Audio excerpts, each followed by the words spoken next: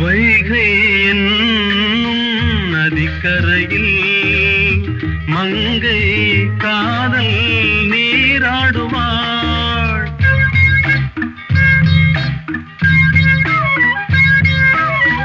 இங்கும் ஆசை நதிக்கரையில் என்றும் உன்னை நான் தேடுவேன். நதி நீயே கடல் நானே